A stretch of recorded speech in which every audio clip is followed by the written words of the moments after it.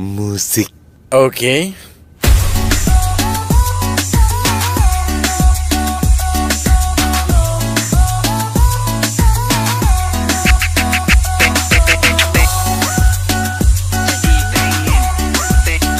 Gak pengen minta yang lain? Enggak, ini aja. Cerdas.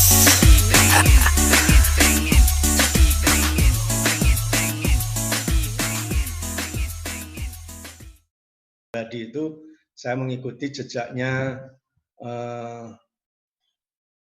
Stephen Covey ya, melalui Seven Habits itu khususnya pada habit 1, 2, dan 3. Nah, itulah yang nomor 5 ya.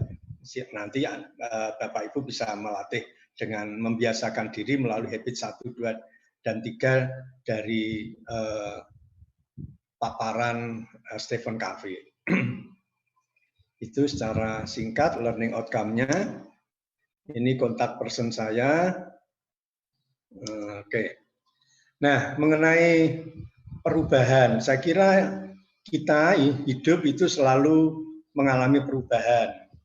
Sudah sejak zaman Heraklitos itu sudah dimunculkan kesadaran itu ya, bahwa di atas bumi ini nggak ada yang tetap, selalu berubah.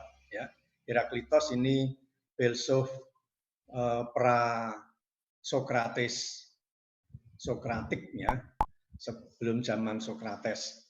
Nah, kemudian murid Plato, Aristoteles itu juga mengemukakan hal yang sama, bahwa tidak ada yang tetap, semuanya berubah. Ya. Itu. Lalu dari kitab suci kita juga bisa menyitir fakta perubahan itu disampaikan di dalam kitab Pengkhotbah 19 kalau tidak salah, yang mengatakan bahwa apa yang ada di bawah langit ini, di bawah sinar matahari ini, tidak ada yang baru, semuanya berubah terus-menerus. Ya. Nah, fakta perubahan itu juga ternyata memang mempengaruhi dan ada di dalam dunia pendidikan. Ya, dulu pendidikan itu diselenggarakan cukup oleh orang tua. Ya. Orang tuanya petani mengajarkan tentang pertanian kepada anaknya. Orang tua nelayan mendidik anaknya menjadi nelayan yang baik, begitu seterusnya. Ya. Nah, dalam perkembangan berikutnya yang nggak jelas kapannya, itu kemudian mulai muncul yang disebut filsuf atau tukang ngajar yang memberikan ilmunya, istilahnya menjual ilmunya itu kepada siapa saja yang mau. Ya. Itu masih tidak terstruktur. Nah, terus kemudian pada perkembangan berikutnya berubah lagi. Pendidikan itu mulai terstruktur dalam sebuah akademia seperti itu. Ya. Tetapi waktu itu ya masih belum seformal seperti sekarang. Baru kemudian tidak jelas juga persisnya kapan setelah akademia itu muncul formalisasi pendidikan yang disebut sekolah. Nah, pendidikan di sekolah juga mengalami perubahan yang luar biasa. Anda tahu semuanya itu tidak luput dari pengaruh perkembangan ilmu pengetahuan dan teknologi. Ya. Nah, khususnya pada revolusi industri yang keempat ini, lebih-lebih juga dengan adanya pandemi COVID-19, perubahan di pendidikan ini semakin terasa banget. Apa yang tadinya diselenggarakan secara tatap muka, dengan kecanggihan teknologi. Nah, beruntung juga kita sudah di masa revolusi industri keempat ini, kita masuk pada era pandemi COVID-19, sehingga kesulitan penyelenggaraan pendidikan masih bisa dimediasi, bisa dibantu dengan adanya hasil kemajuan revolusi industri keempat ini. Ya. Nah, berkahnya adalah bahwa di era perubahan yang sekarang ini, khususnya di dunia pendidikan, apa yang dulu dimulai itu semakin terasa, bahwa khususnya terutama pendidikan di Dikdasmen, ya, orang tua tidak lagi hanya lepas tangan begitu saja menyerahkan kepada sekolah, tetapi orang tua mulai ikut terlibat, meskipun mungkin hanya sebatas mengingatkan adanya PR yang masih belum dikerjakan. Nah, tapi syukur kalau yang anak-anaknya masih kecil-kecil tentu juga ikut mendampingi mengerjakan tugas atau PR dan seterusnya. Ya, semuanya itu ada berkahnya dalam setiap perubahan demi perubahan. Nah, pertanyaannya adalah mengapa perlu ketangguhan personal di era perubahan itu? Ya. Nah, tentu saja di balik pertanyaan itu juga ada pertanyaan perubahan seperti apa sih sehingga memerlukan ketangguhan pribadi, ketangguhan personal. Lalu seperti apa pula gambaran tentang pribadi yang tangguh itu sehingga dia tetap eksis atau justru makin eksis di tengah perubahan zaman ini. Baik, kita lanjutkan saja. Ini tadi yang sudah saya singgung pada awal, bahwa perubahan itu terus terjadi, walaupun mungkin kalau dilihat dari aspek tahun demi tahunnya, perkembangannya itu sepertinya per 100 tahun ya. Dari revolusi industri 1 itu 1784, revolusi industri kedua itu 1870, revolusi industri 3 itu 1969, dan sekarang revolusi industri yang keempat ini. Nah, apa yang menjadi karakteristik dari revolusi industri yang sekarang ini, revolusi industri keempat, itu ada beberapa poin, yaitu adanya Internet of Things, itu sangat terasa banget. Lalu terkait dengan Internet of Things, lalu juga kemudian munculnya fasilitas yang luar biasa bagi kehidupan kita, yaitu artificial intelligence. Ya. Jadi kecerdasan yang didesain demikian rupa ada di dalam gadget kita dengan gadget yang cerdas itu. Ya. Lalu ada macam-macam lagi seperti munculnya printer 3 dimensi, kecenderungan kepada big data, lalu sekarang mulai lagi adanya robotik ya, di mana ini sudah menjadi bisa ancaman ya bagi kehidupan kita, tapi juga bisa menjadi bantuan bagi kehidupan kita ya, dengan adanya robotik ataupun otomatisasi di era industri keempat ini. Nah, inilah makanya kita memerlukan ketangguhan lebih dalam arti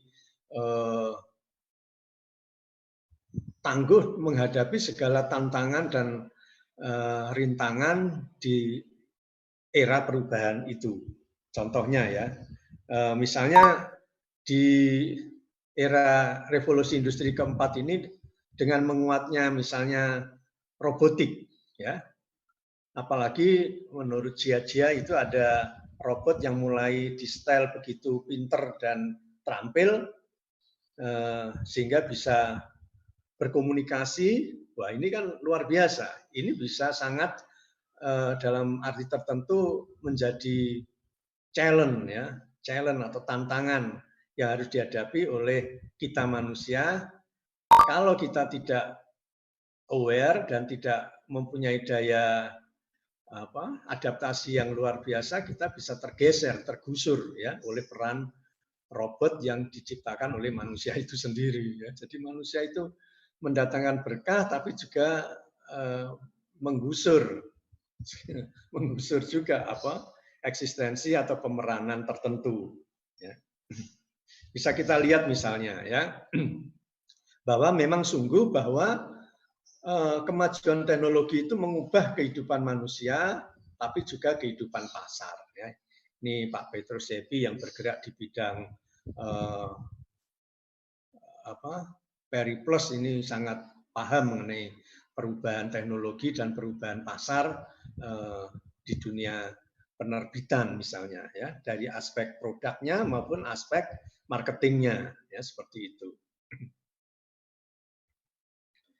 Nah, ini contoh-contoh. Di satu pihak kita bersyukur bahwa adanya kemajuan teknologi, kerja manusia itu terbantu, tetapi sekaligus juga ancaman ya bagi orang-orang tertentu seperti misalnya petugas perpustakaan ya. Petugas perpustakaan yang menata begitu cermat buku dari aspek tema, dari aspek tahun, penulis dan lain sebagainya. Nah, sekarang dengan merebaknya e-book ya, nah, perpustakaan bisa sangat disederhanakan di dalam sebuah file. Maka ruangan yang begitu besar, butuh tenaga perpustakaan yang khusus itu bisa ditinjau ulang ya. Jadi ini ancaman juga ya. Padahal ada juga yang disebut sarjana ilmu kepustakaan ya, itu di perguruan-perguruan tinggi ada pasti ini ya, ahli-ahli perpustakaannya ini. Tapi itu bisa goyah ya dengan adanya kemajuan di bidang e-book dan sistem-sistem yang bisa dikelola dengan internet. Demikian juga misalnya apa itu ya, bahasa Inggris ya, bahasa Inggris dengan adanya program Grammarly, Ginger, Google Translate dan lain sebagainya ya. Bisa jadi itu juga merupakan ancaman ya. Bimbel-bimbel bahasa Inggris yang dulu laris manis bisa jadi sekarang sudah mulai berkurang. Nah, ini kan mau nggak mau butuh ketangguhan pribadi untuk beradaptasi, untuk mulai memikirkan kita bisa eksis di mana ketika lahan itu mulai terancam tergusur oleh perkembangan iptek itu. Ya, dulu kita juga melihat bagaimana maraknya orang-orang jual CD, DVD dan lain sebagainya di hampir pasar-pasar baik tradisional maupun mal-mal gitu ya. Nah, sekarang di mana itu? Nggak ada lagi ya, karena semuanya sudah digusur ya oleh sistem-sistem yang sangat canggih, simpel, mudah, cepat, murah. Nah, itu ini kekasan dari daya kemajuan teknologi kan seperti itu ya. Nah, Anda juga bisa melihat misalnya gambar di layar ini seorang linesman di mana kerap kali ada perbedaan pendapat dengan juri atau wasit. Nah, sekarang dengan adanya video replay yang tingkat akurasinya itu tinggi, nah linesman bisa jadi menjadi ancaman juga. Nah ini jadi hal-hal yang sangat real. Jadi beberapa profesi peran manusia itu memang betul-betul perlu ditinjau ulang sejauh mana itu bisa tetap dilirik atau sudah harus ditinggalkan atau tidak dipikirkan sebagai pekerjaan. Termasuk misalnya loper koran. Nah, kalau koran-koran sekarang itu sudah mulai dialihkan ke edisi apa istilahnya internet ya. Dengan seperti itu orang kan nggak perlu lagi langganan koran cetak ya, cukup dari gadgetnya, cukup dari laptopnya, orang bisa search media apa yang mau ia buka, artikel apa yang mau dia baca, itu mudah sekali. Nah ini kan mau nggak mau menggusur ya peran loper koran, peran percetakan media ya, berapa saja media cetak yang sudah kolap atau bahkan sudah tutup. Nah, termasuk yang menjadi ancaman, dan ini sebetulnya sudah sangat awal ketika Jack Ma menyadari waktu itu ketika ada flu apa di China sana, terus kemudian kesulitan untuk bisa belanja langsung, Jack Ma dengan kreatif dan inovatifnya menemukan terobosan adanya belanja online. Ya.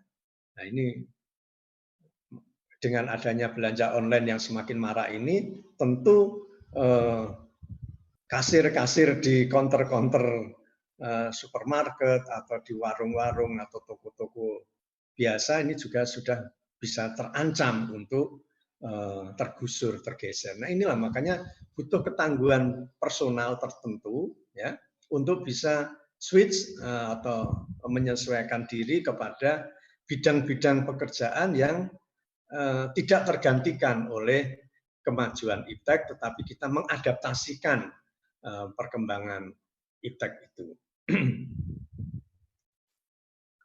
Nah, dulu juga disebutkan kalau anak-anak itu jangan main sampai sore hari, ya nanti kamu akan digondol WW. Ya. Nah, sekarang pekerjaan WW pun nggak ada karena anak-anak sudah asik bermain di rumah dengan gadgetnya, dengan laptopnya itu. Nggak ada yang keluar rumah. Ya. Termasuk ketika pandemi COVID-19 ini, anak saya pun juga sama sekali nggak keluar rumah, nggak masalah karena memang asik masuk pagi sampai siang, sore, malam menimang-nimang gadgetnya itu. Ya. Jadi pekerjaan WW udah nggak ada lagi, nggak ada yang digondol karena anak-anak stay enjoy di rumahnya. Ya. Termasuk yang kehilangan pekerjaan itu tuyul. Ya. Dulu tuyul kan digambarkan sebagai yang mencuri uang yang ditaruh di bawah bantal atau di almari atau di dompet dan lain sebagainya.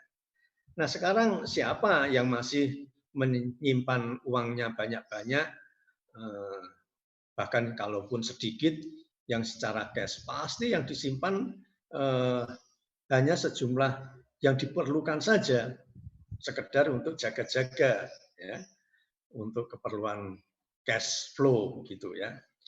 Umumnya orang sudah menyimpan di dalam bank ya. Dan bahkan kalau mau bertransaksi juga bisa dengan mudah dengan sistem e-bank ya. Gitu.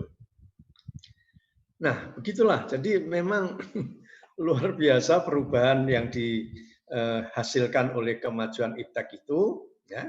Khususnya dari revolusi industri yang keempat ini, yang mau nggak mau, suka atau nggak suka, menantang ketangguhan kita secara pribadi untuk bisa bermetamorfose atau menyesuaikan diri, mengadaptasi diri, ya, mengembangkan potensi-potensi, kompetensi-kompetensi yang bisa menjawab tantangan-tantangan ataupun kesulitan-kesulitan yang dihasilkan oleh kemajuan iptek itu.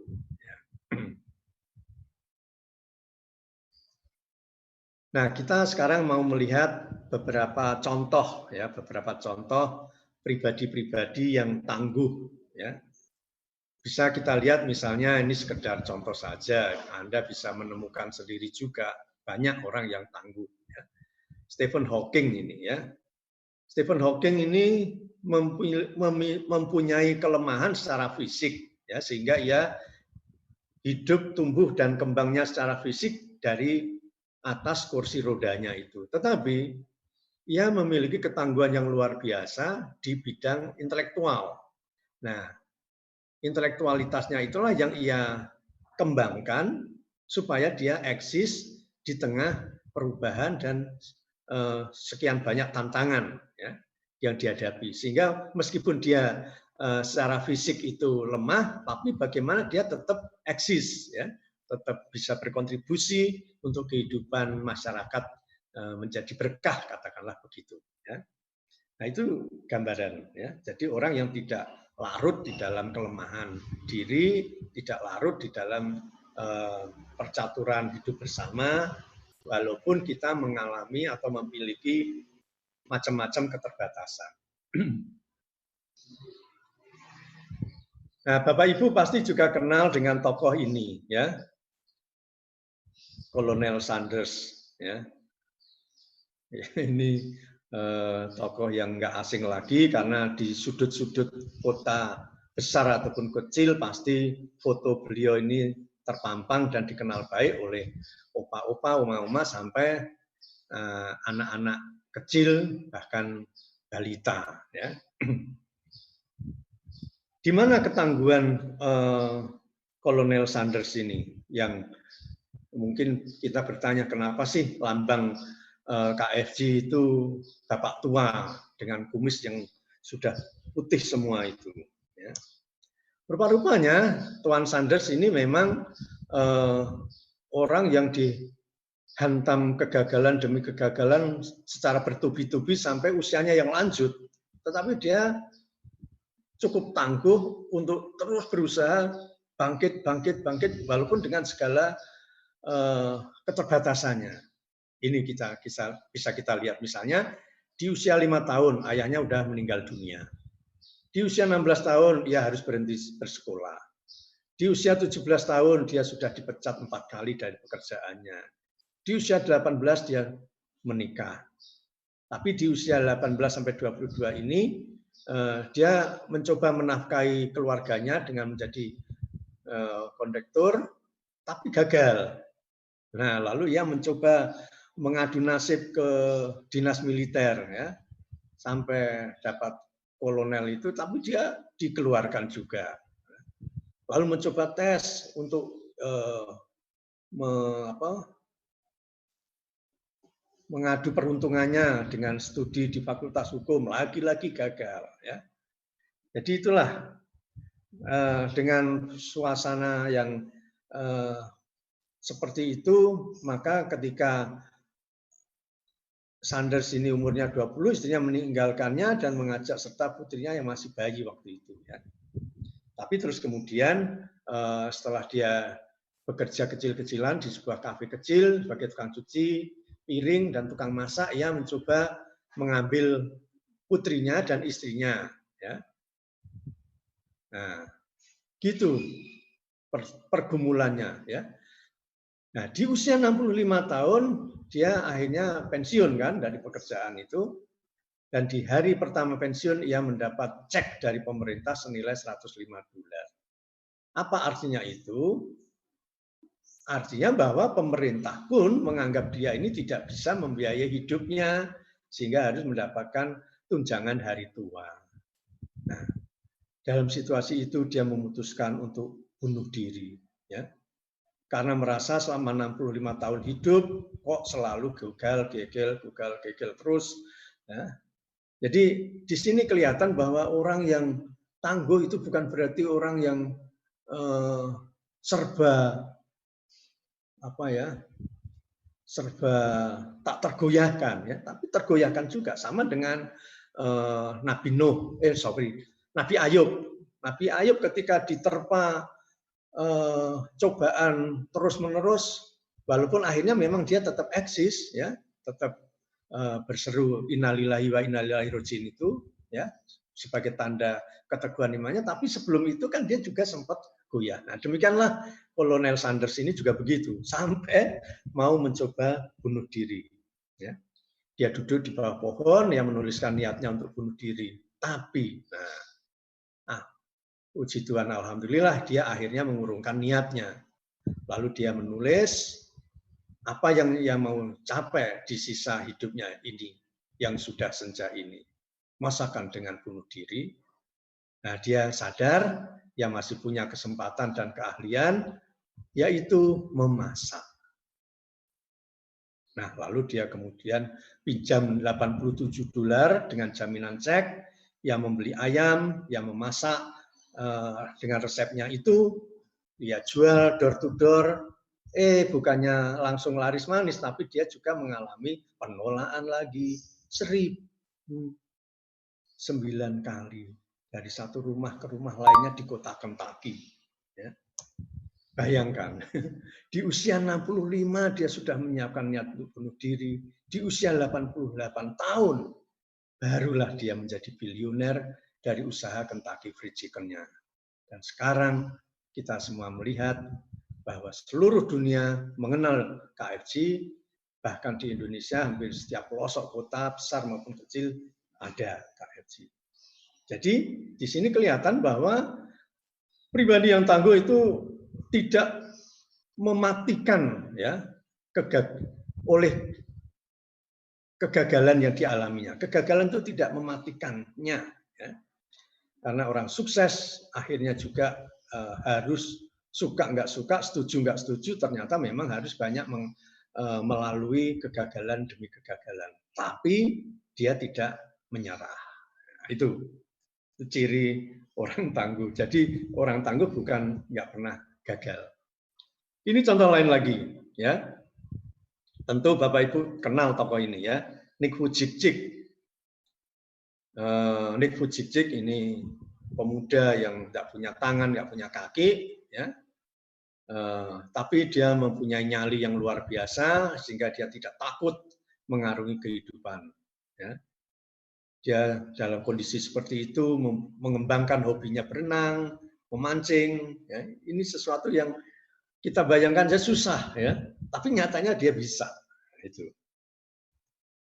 Nah, ketika 21 tahun Nick Vujicic ini sudah bisa menyelesaikan sarjana ekonominya dan melanjutkan pendidikan menjadi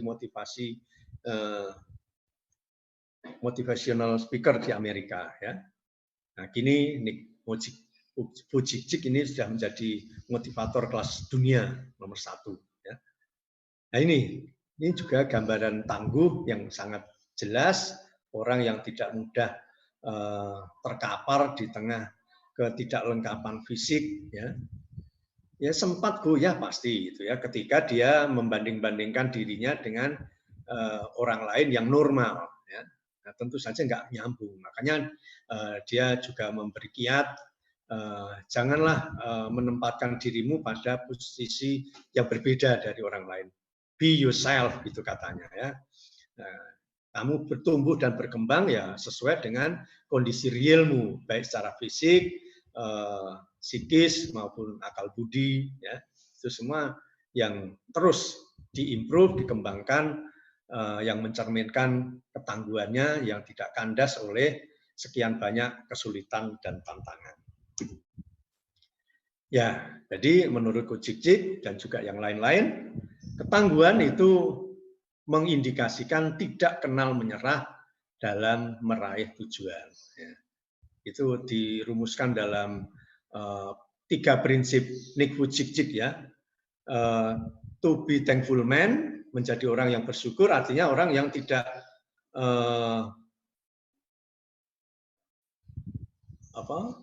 mengeluhkan apa yang nggak ada padanya, tapi ya mensyukuri apa yang ada. Itu, ya. To be thankful man. Yang kedua, dalam realitas yang senyata-nyatanya itu, Nick Vujicic mengajak kita untuk berani bermimpi besar, make big dream, gitu dia istilahkan begitu, ya.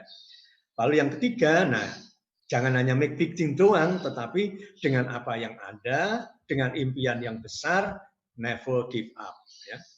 Tidak mengenal menyerah untuk mewujudkan mimpi besar itu, ya. Nah, dari situlah hidupnya menjadi bermakna. Nah, ini perspektif lain yang bisa menunjukkan ketangguhan pribadi seseorang, yaitu bagaimana dia memaknai adversity. Ya. Ini dirumuskan secara puitis oleh Anne Bradstreet, ya, bahwa adversity itu bagaikan kenyataan seperti ini. If we had no winter, the spring would not be so pleasant. Ya. Artinya bahwa kita bisa menikmati musim semi itu hanya kalau kita mau dan mampu melewati musim gugur. Ya. If we do not sometimes taste of adversity, prosperity would not be so welcome. Jika kita tidak pernah merasakan jatuh bangun, kesulitan, tantangan, hambatan dan lain sebagainya, ya, kenikmatan atau sukacita itu ya tidak bisa kita nikmati seperti apa. Ya.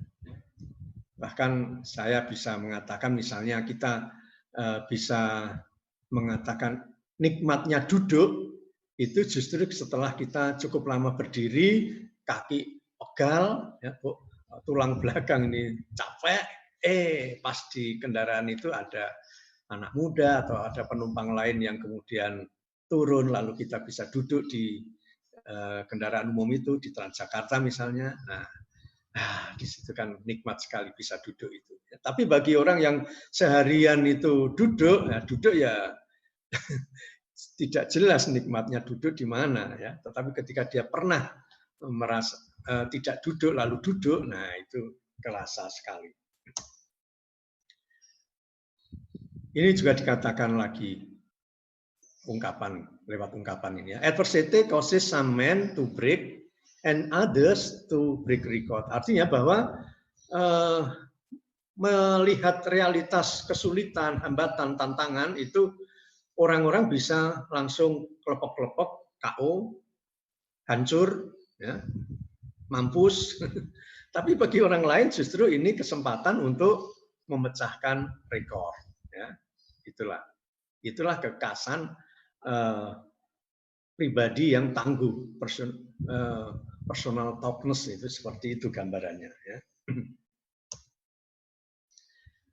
Nah, ini cara lain juga menggambarkan kita itu sebetulnya di posisi apa? Apakah kita tipe orang yang tangguh, yaitu climber, atau kita sebetulnya tidak lebih dari quitter atau camper?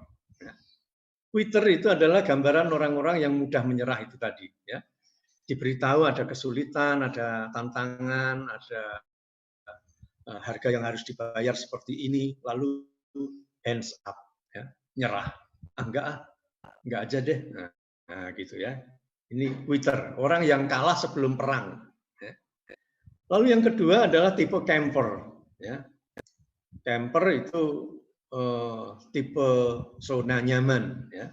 Orang yang mudah jatuh dalam rasa cukup. Udah gini aja deh, cukuplah begini. Yang penting kan lulus. Nah, seperti itu ya. Bukan mencari the best gitu ya. Bukan lulus dengan yang nilai terbaik, atau bekerja dengan prestasi yang optimal dan lain sebagainya ya. Tipe camper itu pokoknya aman, pokoknya lolos, lulus, ya, bisa makan minum, ya, itu. Nah, tipe yang ketiga adalah tipe climber. Ini orang yang itu tadi, ya, berani make big dream dan never give up. Ya. Dia baru puas kalau sudah mencapai tujuan yang ia upayakan itu. Ya. Ya, seperti tadi ya dialami oleh Kolonel Sanders, walaupun dengan jatuh bangun nggak karu-karuan, dia akhirnya bisa menjadi mega bilioner ya dengan bakat masaknya itu. Ya. Ini ya, tipe climber ini adalah orang-orang yang selalu doing the best, ya, doing the best, and let God take the rest. Ya. Jadi jangan belum sudah God take the rest. Kita belum bekerja, tapi kita sudah minta Tuhan ambil alih tanggung jawab kita, ya nggak fair namanya. Ora et labora itu artinya kita bekerja dulu, setelah itu kita berdoa supaya Tuhan menyempurnakan apa yang kurang. Ya, itu. Jadi bukan belum sudah Tuhan suruh mengambil alih tugas dan tanggung jawab kita. Nah, lalu kita masuk ke cara untuk membangun ketangguhan pribadi tadi. Saya tadi sudah mengatakan bahwa ketangguhan pribadi itu bisa kita bangun melalui kebiasaan yang disampaikan oleh Stephen Covey. Ya. Kebiasaan itu adalah habit, dan menurut Covey habit itu terbentuk dari 3 hal, yaitu keinginan, pengetahuan, dan keterampilan. Contoh yang sederhana itu saya berikan misalnya anak saya mempunyai kebiasaan bangun pagi melipat selimut. Tetapi waktu dia masih kecil kan dia nggak tahu bagaimana melipat selimut. Ya. Jadi keterampilan belum ada, pengetahuan belum ada, keinginan ada, Ya. Nah, keinginan yaitu disiplin, bangun tidur, melipat selimut. Lalu saya ajari, ini loh Dek, ujung ketemu ujung, ujung ketemu ujung, ujung ketemu ujung. Nah, selesai. Nah, gitu. Nah, lalu dia menirukan, ini ya Pak, ujung ketemu ujung, ujung ketemu ujung, ujung ketemu ujung. Nah, akhirnya sekarang nggak usah dieja lagi karena sudah terampil, dia udah tahu. Ya, sehingga keinginannya untuk selalu rapi bangun tidur itu terjadi, ya, habit. Ya. Entah itu bahkan kadang-kadang saya heran bahkan di hotel pun selimut dilipat, dirapikan gitu. Itu kan luar biasa. Itu sebuah habit, ya. Karena sudah gatok itu apa ya, terpatri di dalam pribadi seseorang, ya, kebiasaan itu.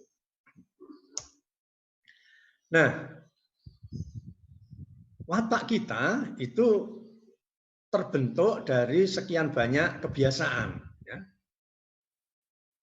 Watak kita yang disiplin, nah itu karena kita disiplin bangun tidur, melipat selimut, bangun tidur, disiplin doa dulu, tidak langsung aktivitas macam-macam, bangun tidur, habis doa melipat selimut, terus ke toilet dan lain sebagainya seperti itu, ya. Nah itu kan membentuk watak disiplin, teratur, tertib, nah, kayak gitu itu, ya. Jadi watak itu terbentuk dari sekian himpunan kebiasaan-kebiasaan. Ya. Jujur juga begitu, ya. Watak jujur itu terbentuk ngomong biasa jujur, berbuat biasa jujur, bersikap juga biasa jujur. Nah itu akhirnya menjadi watak seseorang untuk jujur. Ya. Demikian juga yang lain-lain, ya, tanggung jawab, ya, do the best dan lain sebagainya. Nah, dalam pribadi kita itu ada dua hal, watak dan penampilan. Watak itu sesuatu yang permanen, ya, kualitas individu, hasil dari kumpulan kebiasaan tadi, ya, berorientasi jangka panjang yang saya istilahkan relatif permanen itu tadi. Sementara kalau penampilan itu terkait dengan pencitraan, ya, citra publik. Seperti sekarang saya tampil membawakan materi, nah maka saya tampil formal, pakai peci, pakai baju, ya, berbeda dengan ketika saya tampil sebagai peserta seminar biasa. Mungkin saya nggak usah pakai peci, nggak usah pakai baju, tetapi cukup kaos, ya. Nah itu citra publik, yang nyangkut tata busana, teknik bergaul, ya. Jadi orientasinya jangka pendek, ya. Jadi nanti setelah saya seminar ini juga akan saya lepas pecisnya, saya ganti baju saya, ya, saya ganti kaos. Nah seperti itu, ya. Penampilan itu jangka pendek. Nah, apa habit 1, 2, 3 yang dikemukakan oleh Stephen Covey? Yang pertama yaitu be proaktif, ya. Menjadi proaktif. Ketika mahasiswa awal semester saya tanya, proaktif lawannya apa? Ada yang menjawab propasif. Tentu bukan itu, ya, lawan dari proaktif bukan propasif tetapi reaktif, ya. Kenapa kita harus membiasakan diri menjadi proaktif? Ya karena kita itu manusia yang dilengkapi oleh Tuhan dengan akal budi, hati nurani. Ya, kita tidak cuman diberi insting naluriah, ya, tetapi kita punya hati nurani dan akal budi. Dan inilah yang membuat kita bertindak itu harus terbiasakan proaktif, bukan reaktif. Nah, orang-orang yang masih terbelenggu di dalam model reaktif itu tindakannya itu tergantung dari stimulus. Ya. Contoh masyarakat kita itu misalnya meningkatkan keamanan lingkungan. Nah, setelah ada kecurian, ya, ada yang kemalingan gitu, nah, baru menggalakkan siskamling. Ya. menertibkan kabel-kabel listrik yang nggak karu-karuan setelah ada tetangga atau rumah lain yang kebakaran karena korsleting arus pendek. Seperti itu model reaktif itu karena ada rangsangan lalu baru merespon. Itu pun masih mending lah ya. Kadang-kadang ada yang lebih ndablek lagi ya. Udah ada info begini, ada kenyataan seperti ini, masih nggak mau merespon. Apa yang tadi saya katakan bahwa kenapa kita perlu membiasakan proaktif, yaitu karena kita dianugerahi suara hati dan akal budi, di mana di akal budi itu kita ada kehendak bebas, imajinasi, kesadaran, dan lain sebagainya. Di dalam merespon stimulus. Ya. Stimulus itu penting, ya, tetapi bukan penentu, begitu ya. Penentunya adalah akal budi dan hati nurani kita, ya, dalam merespon itu. Apa cirinya orang yang menjadi proaktif itu? Kita membiasakan diri ambil inisiatif. Ya. Tentu ini bukan berarti agresif, ya, tetapi nggak usah menunggu. Ya.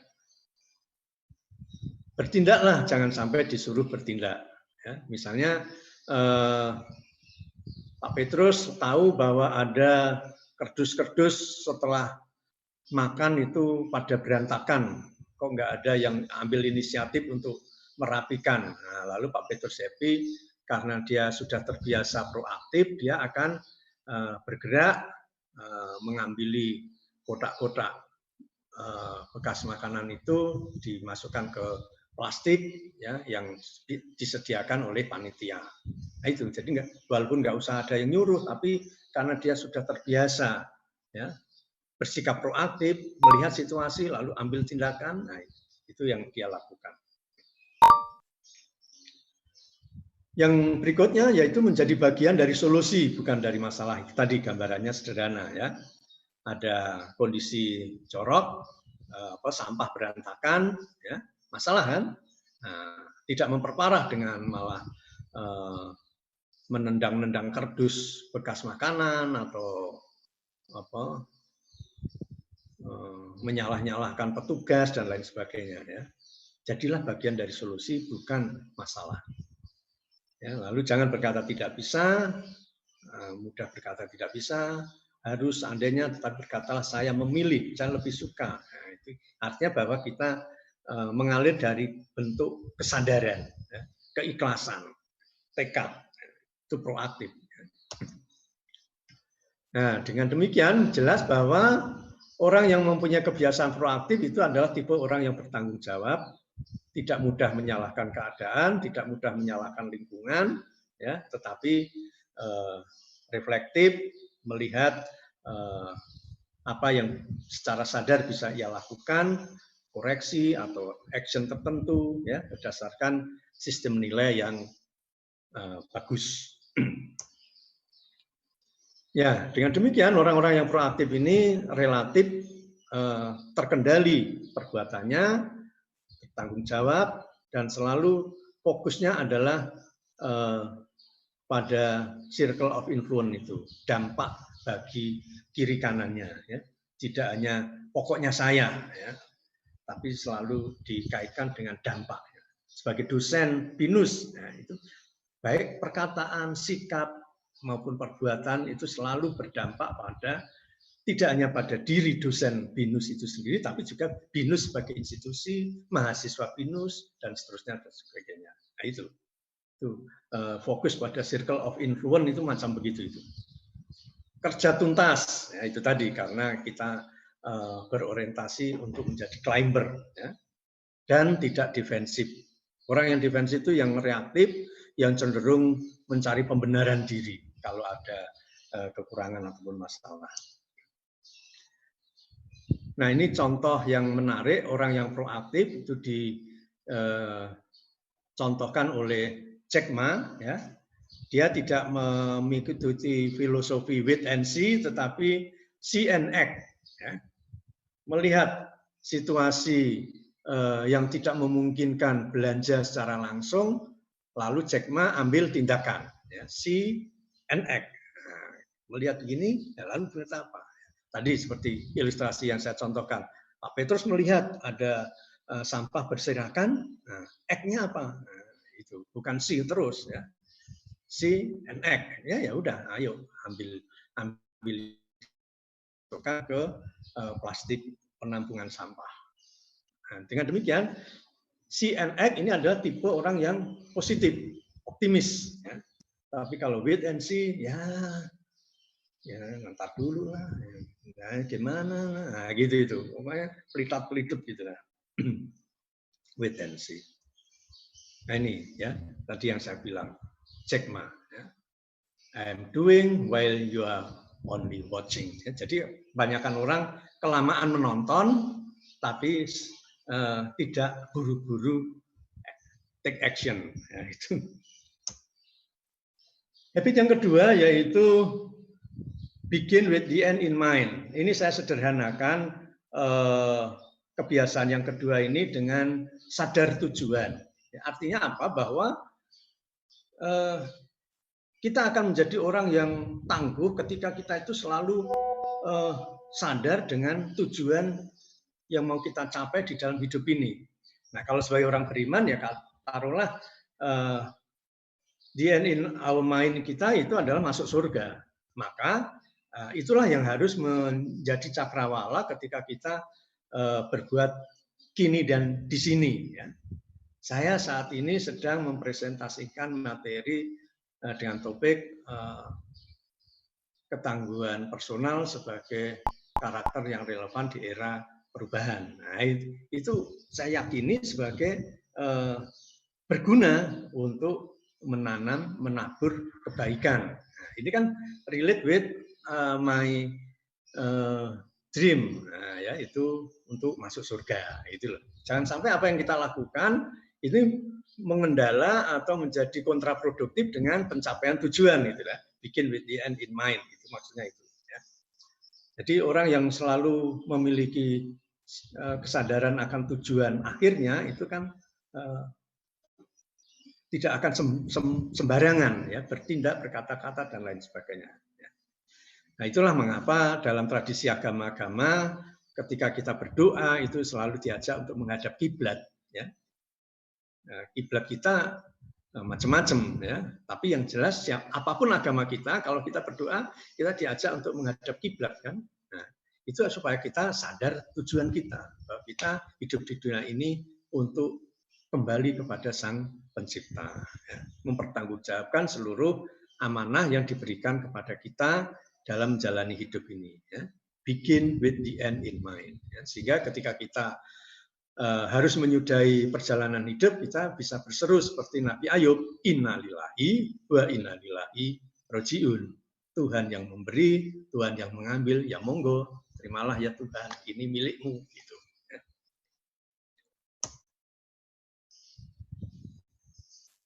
Nah, ini spirit dari sadar tujuan, yaitu menjaga kualitas tidak hanya di awal-awal doang. Saya kapan hari diskusi dengan teman saya yang juga sama suka menulis untuk jurnal. Kita sedih ketika jurnal yang kita tuju itu tadinya Q3, kemudian merosot Q4. Nah, ternyata ya kalau kita cermati, karena jurnal tersebut cenderung predator. Ya. Per edisinya asal tampung sehingga mencapai ribuan memang, ribuan halaman tiap nomor volumenya itu.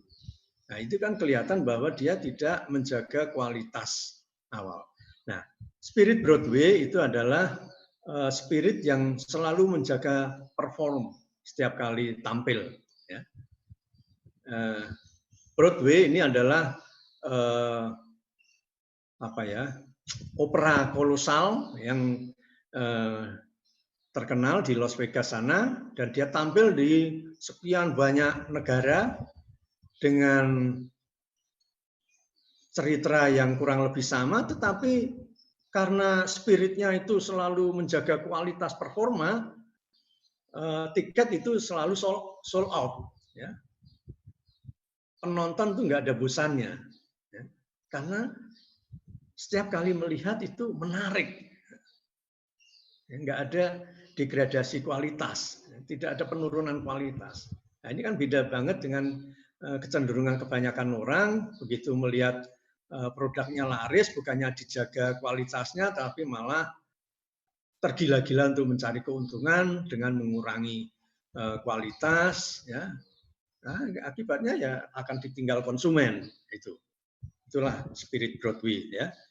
Spirit Broadway itu adalah implementasi dari begin with the end in mind, ya. Sadar tujuan. Yang ketiga yaitu put first thing first. Put first thing first ini saya sederhanakan dengan kebiasaan tahu prioritas, ya. Kenapa begitu? Karena di dalam hidup ini banyak hal penting, ya. Tetapi tidak semua hal penting harus kita kerjakan sekarang di sini, kan? Nah, itulah. Makanya ketika kita bisa put first thing first, kita bisa tahu mana yang harus kita prioritaskan. Saat ini saya sedang presentasi, ya udah semuanya fokus kepada tugas ini, ya. Nah, saya dalam mendampingi kelas online misalnya, itu kerap kali disinilah kelemahannya, ya. Mahasiswa tidak put first thing first, ya. Dia pengen ini ya diambil, itu ya diambil, akhirnya nggak fokus, ya akhirnya hanya jatuh pada formalitas, lalu kualitas nggak ada. Nah, ini bagaimana akan menjadi pribadi yang tangguh kalau kualitasnya just do it, ya, sekedar pokoknya menjalani pekerjaan. Nah, itu. Put first thing first itu adalah orang yang berani fokus, orang yang tahu prioritas, sehingga all out pada apa yang sedang ia lakukan. Ya. Jadi habit 1, 2, 3 ini sebetulnya tali temali begitu rupa sehingga menjadi gambaran pribadi yang tangguh. Nah, akhirnya ini paling jelas sekali pribadi yang tangguh adalah pribadi yang seperti sate, ya, yang siap dibakar untuk tidak sekali dibakar, tapi dibolak-balik sehingga empuk tanpa gosong. Ya, ya kalau gosong ya sedikit lah, ya, tapi nggak gosong semua. Kalau di sate, mana ada sate yang sekali dibakar lalu mateng gitu, ya, ya nggak bisa, ya. Pasti dibolak-balik sampai akhirnya mateng, empuk, enak dinikmati. Nah, itulah hendaklah pribadi kita, ya, ketangguhan personal kita, ya. Hidup yang enak dinikmati orang lain menjadi berkah karena kita tahan dibolak-balik oleh panasnya kehidupan. Ini beberapa contoh lagi, ya, Anda bisa lihat, ya, orang-orang sukses ini nggak ada yang instan, ya. Entah itu Bill Gates, Bill Joy, Bobby Fischer, Steven Spielberg, David Beckman, Richard Kleiderman, Julie Andrews, Michael Jordan, ya. Ini adalah contoh-contoh orang yang sukses melalui aturan 10.000 jam. Artinya bahwa mereka meraih suksesnya itu karena trial and error yang terus-menerus, ya, termasuk tadi Kolonel Sanders, ya. Pak Arkadius, baik, terima kasih Pak. Ya, ya, reminder 10 menit lagi Pak. Ini udah selesai. Oh ya, oke. Pas. Pas ya Pak, oke Pak. Ini saya langsung sesi tanya jawab ya Pak. Oke, silahkan. Oke. Terima kasih Pak. Silakan Bapak Ibu yang ingin bertanya terkait materi yang telah disampaikan oleh Pak Arkadius. Silakan jika tidak bisa join audio, boleh untuk di chat room, nanti saya akan bantu bacakan. Ini materinya bisa saya stop screen atau nggak usah? Oh, boleh Pak di stop screen. Iya ya. Ya. Pak, saya minta izin untuk dikirimkan materi ya Pak, supaya saya bisa teruskan ke peserta Pak. Ini ada Kenapa? bertanya. Izin apa? Materi Bapak dikirimkan ke saya supaya nanti saya bisa teruskan ke peserta. Oh iya, iya. Ada peserta yang bertanya Pak. Oke, oke. Materi katanya. Siap, siap. Oke. Halo. Nanti materi akan di-share di Google Classroom ya Bapak Ibu. Kode kelas nanti akhir kelas saya sharing. Silakan Bapak Ibu ada ingin bertanya? Pakai suara boleh? Iya, silakan. Oke. Saya Musdalifah Pak Arkadius. Oke. Iya. Ya, menarik sekali Pak penjelasannya tadi, karena di masa pandemi ini kan suasananya serba tidak pasti juga ya. Betul. Jadi kita butuh penyemangat dan motivasi seperti yang sudah Bapak sampaikan. Oke Pak,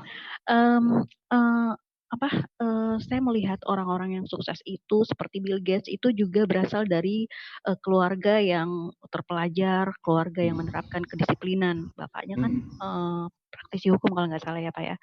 Ibunya juga begitu, ibunya juga cerdas. Nah, bagaimana dengan apakah pengaruh lingkungan keluarga dan lingkungan sosial itu berpengaruh sama pribadi kita? Bagaimana misalnya orang-orang yang tidak lahir dari orang tua yang berpendidikan, tidak lahir dari orang tua yang menerapkan disiplin, seperti Bapak menerapkan disiplin pada anak Bapak tadi, bagaimana dia bisa mengembangkan pribadi-pribadinya yang tangguh? Itu Pak. Itu aja dulu Pak ya. Baik, memang dari tokoh-tokoh itu semuanya itu sangat terbantu oleh lingkungan ya. Contoh misalnya Thomas Alva Edison, ya. Thomas Alva Edison itu kalau mendapat orang tua yang nggak sabaran, kan udah digila-gilain dia. Tapi ibunya kan begitu care, begitu ya ngemong itu sehingga ngikutin aja kegilaan Thomas Alva Edison sampai akhirnya dia bisa berseru, aha, itu ada energi di dalam panas, nah, sehingga dia bisa menghasilkan listrik dengan dia memperagakan ngangkremi telur ayam itu cerita itu. Demikian juga apa yang dialami oleh host kita yang terkenal itu, siapa itu host tingkat dunia itu, yang perempuan itu loh, Oprah Winfrey. Ya. Oprah Winfrey itu kan dari keluarganya dalam hal ini pamannya kan Sontoloyo kan, karena pamannya itulah yang memperkosa Oprah Winfrey pada umur 14. Nah, tapi saya nggak tahu persis lingkungan mana yang membuat Oprah Winfrey itu bisa welcome dengan masa lalunya sehingga dia tidak terlalu terobsesi dengan kejahatan pamannya itu, lalu dia bisa menerima diri, akhirnya bisa mengembangkan dirinya. Ya. Jadi memang butuh lingkungan. Apakah lingkungan itu keluarga intinya atau teman? Nah, itu tidak tahu. Kita kadang-kadang nggak ngerti ya. Kayak itu tadi Kolonel Sanders juga bukan lingkungan dekatnya karena istrinya juga malah pergi gitu kok, ya toh? Tapi ya kuasa Tuhan kita nggak ngerti ya, kok bisa akhirnya dituntun begitu rupa. Nah itulah yang disebut penyelenggaraan ilahi. Kita nggak bisa mematematikakan gitu ya, nggak bisa merumuskan pasti. Tapi yang pasti memang lingkungan tertentu, lingkungan yang kondusif itu yang membuat orang itu lalu bisa welcome, lalu dari apa yang ada padanya itu dia bisa kembangkan. Ya termasuk Nick Vujicic tadi juga begitu. Waktu dia belum ada yang mendampingi untuk bisa welcome dengan dirinya yang nggak punya tangan, nggak punya kaki, dia mimpinya juga masih model laki-laki yang punya tangan, punya kaki, ya pacaran dengan gandeng pacarnya. Nah, lalu akhirnya berkat ada pendampingan yang tidak diceritakan siapa persisnya yang mendampingi Nick Vujicic itu, dia akhirnya bisa mengubah mindset dari menggandeng pacar dengan tangan lalu menggandeng hati dengan seluruh dirinya. Hal-hal seperti itu kan sangat dipengaruhi oleh lingkungan yang mengempower orang-orang yang tadinya nyaris tergelincir ya. ketika dia masuk dalam paradigma yang nggak pas. Ya. Yaitu Bu Musdalifah, betul sekali bahwa lingkungan itu sangat-sangat ikut berkontribusi di dalam memperteguh atau mempertangguh pribadi seseorang. Ya. Nabi Muhammad sendiri juga begitu kan? Iya. Ketika dia di Madinah, beruntung dia mendapat lingkungan yang begitu sehingga eksis. Ya, seperti itu. Ya. Oke, Pak saya lanjut, boleh Pak? Ya, monggo, monggo. Oke. Tadi kalau lingkungan sangat berpengaruh Pak ya. Nah, bagaimana kalau misalnya di masa krisis seperti pandemi sekarang ini Pak, orang kehilangan pekerjaan, terus aktivitas berhenti, kehidupan sosial berhenti. Nah, kita jadi hopeless ya. Dan misalnya orang yang tidak punya background pendidikan lingkungan keluarga yang bagus itu, bagaimana caranya dia tahap-tahapan apa bisa langsung beradaptasi dengan perubahan Pak? Kalau tidak ada knowledge sebelumnya Pak. Ya. Ngerti nggak Pak? Oke. Tahapan apa sih yang bisa kita lakukan supaya bisa beradaptasi dengan kondisi yang berubah cepat kayak gitu Pak? Iya. Terima kasih. Oke. Baik, terima kasih. Jadi ketika orang masih di dalam kegelapan itu memang butuh terang, ya, sehingga kita yang ada di dalam terang itulah yang perlu menularkan terangnya kepada orang-orang yang dalam kegelapan. Karena orang yang dalam kegelapan susah menemukan titik terangnya itu. Kalau nggak ada yang mengenlightenment pada dirinya itu. Ya. Nah, contoh misalnya kita waktu belum ketemu dengan yang namanya Zoom atau Microsoft Teams atau Google Meet dan lain sebagainya. Kita kan gagap, bagaimana ini nanti pendidikan terselenggara. Kok ya Tuhan nggak kurang cara mengutus orang-orangnya yang kreatif, inovatif, adanya inventor-inventor yang luar biasa seperti itu. Ya. Demikian juga misalnya dalam kondisi yang berat seperti ini. Seperti kita bisa belajar dari Pak Ganjar, Gubernur Jawa Tengah itu. Ya. Dia bisa menemukan local wisdom, ya, sehingga mulai disosialisasikanlah spirit Jogotongo itu. Nah itu cahaya-cahaya yang bisa dinyalakan supaya orang-orang yang di dalam kegelapan itu sedikit banyak tercerai. Syukur dari situ lalu dia juga menemukan switch untuk bisa mengatasi keterpurukannya. Ya. Mungkin pada tahap awal ya seperti yang dialami Kolonel Sanders tadi dalam arti tertentu level karitatif ya mendapatkan bantuan sosial. Tapi siapa tahu dari bantuan sosial itu dia bisa dapat energi untuk bisa menemukan terobosan-terobosan. Ya. Sulit memang untuk dimatematika-kan.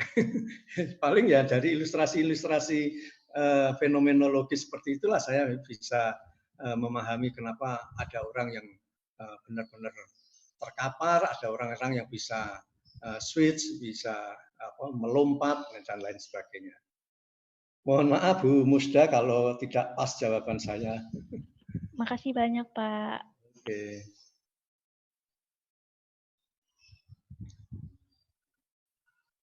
Ya, gimana Bu Ayu? Iya Pak. Sudah cukup atau masih ada? Masih ada waktu 3 menit lagi Pak. Mungkin di waktu 3 menit ini bisa memberikan summary Pak terkait materi Bapak hari ini Pak, silahkan Pak. Oke, baik ya. Jadi selama kita hidup di dunia memang tidak luput dari perubahan yang apapun penyebabnya perubahan itu ya. Yang sekarang ini kita mengalami perubahan karena virus, ya.